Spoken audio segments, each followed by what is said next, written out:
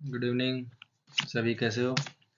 आज हमारा टास्क है हेक्साडेसिमल नंबर सिस्टम को कंप्लीट करना, उसको समझना है कि उसमें क्या क्या हम यूज़ करते हैं, होता क्या है, उसका बेस वैल्यू क्या होती है और उसके अंदर कौन कौन से कन्वर्जन होते हैं वो हम देखेंगे। ठीक है, हम स्टार्ट करते हैं आज का टॉपिक। उसका मेन इंडेक्स हमारे क्या क्या हम आज कवर करने वाले वो हम देख रहे हैं। जैसे कि हेक्साडेसिमल नंबर सिस्टम होता क्या है, डेसिमल नंबर टू हेक्साडेसिमल कैसे चेंज करते हैं, hexadecimal number two decimal number change कैसे होगा, टेबल कैसे बनाते हैं। उसके बाद हेक्साडेसिमल नंबर अगर गिवन है उसको बाइनरी में चेंज करना तो वो कैसे करेंगे, और बाइनरी में अगर वैल्यू गिवन है उसको हेक्साडेसिमल में नंबर में करना तो वो कैसे करेंगे। वो हमारा आज का मेन टास्क होगा। ठीक है, तो हम आज स्टार्ट करते हैं।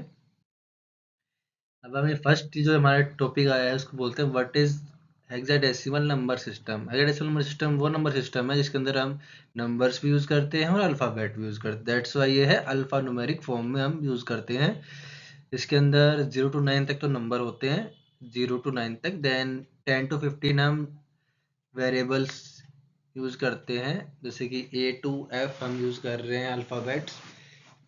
ठीक है, 10 की वैल्यू ए है, 11 की बी, 12 की सी एंड 13 की डी है, 14 की आपकी ई है एंड 15 की एफ है। ठीक है, अब हमारा नेक्स्ट स्लाइड में है क्वेश्चन, हम डेसिमल नंबर से हेक्साडेसिमल में चेंज कैसे करते हैं।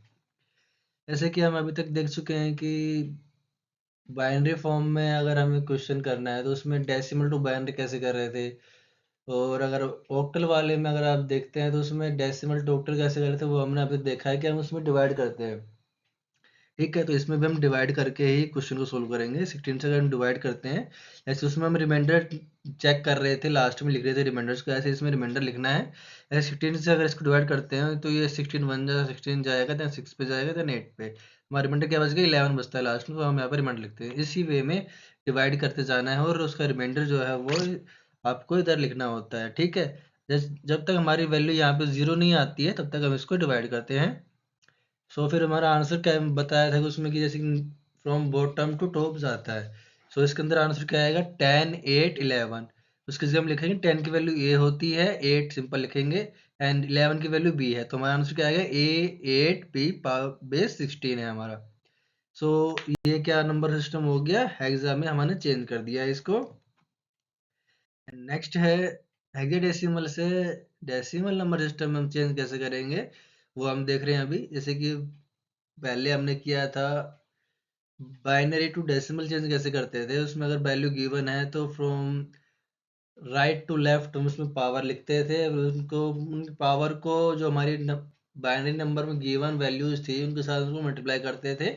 ऐसे हम इसके अंदर करेंगे। इसके हमारे 7 C E बेस 16 मतलब ये हेक्साडेसिमल वैल्यूज है।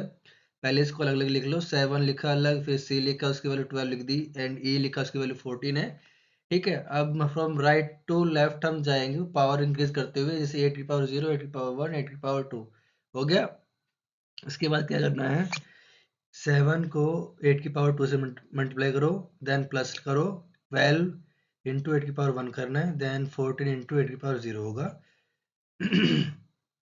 ठीक है, उसके बाद हम करेंगे 7 इंटू 64 क्यों आया है, क्योंकि 8 की पावर 2 है, 8 8 जा 64 हो गया। तो हम इसका जैसे सम मल्टीप्लाई करते हैं वैसे हम इसको सिंपली सोल्व करेंगे। जैसे कि हमारा मल्टीप्लाई करने के बाद 448 आंसर आता है, देन यहाँ पे 96 है, 12 8 जा 96, देन 14 इंटू 8 की पावर 0 है, तो 8 की पावर 0 की वैल्यू 1 होगी, तो 14 मल्टीप्लाई 1 तो 14 ही वैल्यू आनी है। ठीक है, हम ये सब वैल्यू निकालने के बाद उनको सम कर देते हैं, और जो उसकी जो सम है उसको लिखेंगे बेस 10 नीचे लिखेंगे ब्रैकेट लगा के।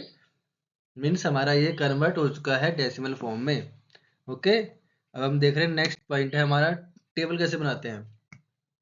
टेबल के अंदर जैसे हमें पता है कि हेक्सा में वैल्यू 0 to 15 होती है, जिसमें 0 to 9 तक तो हमारी सिंपल नंबर रहते हैं। उसके बाद अल्फ़ाबेट हम यूज़ करते हैं, जैसे A to F तक यूज़ करते हैं। तो टेबल कैसे बनेगी भाई, इजी तरीका क्या है उसको आने का, जो सबसे फर्स्ट लाइन है उसके अंदर हमें क्या करना है, 8 टाइम 0 लिखो, फिर 8 टाइम 1 लिखना है, देन जो हमारी सेकंड लाइन आती है उसमें 4 टाइम 0 लिखो, 4 टाइम 1, फिर 4 टाइम 0 लिखना है, फिर 4 टाइम 1 लिखना है। देन नेक्स्ट लाइन थर्ड वाली है, उसमें क्या करेंगे, 2 बार 0, 2 बार 1, 2 टाइम 0, 2 टाइम 1, 2 टाइम 0, 2 टाइम 1, ऐसे हम कंप्लीट करेंगे टेबल को। देन लास्ट लाइन में 0 1 0 1 0 1 0 1 0 1 0 1 ऐसे कि हम 15 तक जाएंगे। ठीक है, ये हमारा सबसे इजी तरीका है टेबल को याद करने का और समझने का कि टेबल बनेगी कैसे। अगर हम एग्जाम में टेबल बनानी है, हमें याद नहीं है, तो सिंपल तरीका याद रखो। फर्स्ट लाइन में 8 बार 0 8 बार 1 लिखना है। सेकंड लाइन में 4 बार 0 4 बार 1 4 बार 0 4 बार 1 लिखना है। ठीक है, देन थर्ड लाइन में 2 बार 0 2 बार 1 ऐसे कंटिन्यूस करते 15 तक जाना है। देन सबसे लास्ट लाइन है फोर्थ पॉइंट, अपना फोर्थ जो डिजिट आएगी इसके अंदर, उसमें 0 1 0 1 लिखते हुए जाएंगे, 15 तक करना है। ठीक है, ये सिंपल तरीका है हमने टेबल को बनाने का। अब हम क्वेश्चन देखते हैं। हेक्साडेसिमल टू बाइनरी फॉर्म में कैसे हम करेंगे। जैसे कि हमें क्वेश्चन में गिवन है ए बी है C 4 1 8। ठीक है, इसमें फर्स्ट वैल्यू हमारी क्या है 8 है। हमने सब वैल्यूज को अलग अलग लिख लिया, 8 लिखा, A C 4 1 लिखना है। उसके बाद क्या करेंगे, 8 की वैल्यू हम टेबल में देखेंगे तो वो वैल्यू है हमारी 1 0 0। देन ए की वैल्यू क्या है, ए की वैल्यू हमारा 10 है, तो 1 0 1 0 आ गया। सी की वैल्यू क्या है हमारी 1 1 0 0। 4 की वैल्यू क्या है 0 1 0 0। देन 1 की वैल्यू है 0 0 1।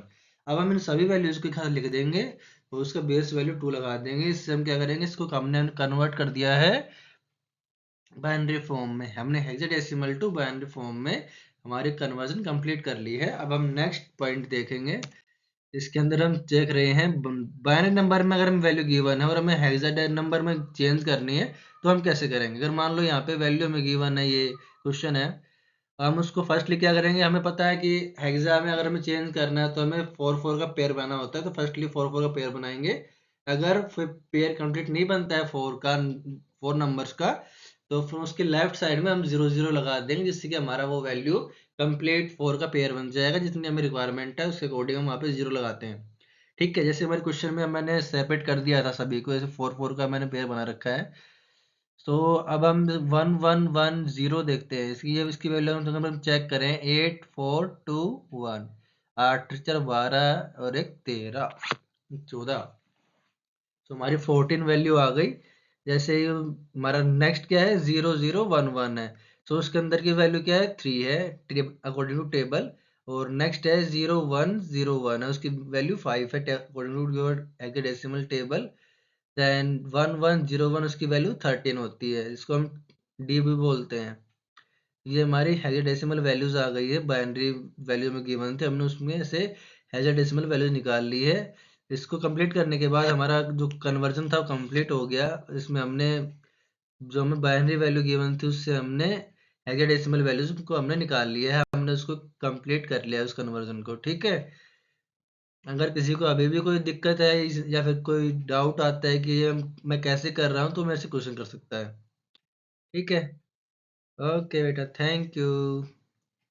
If you have any doubt, you can comment on my video.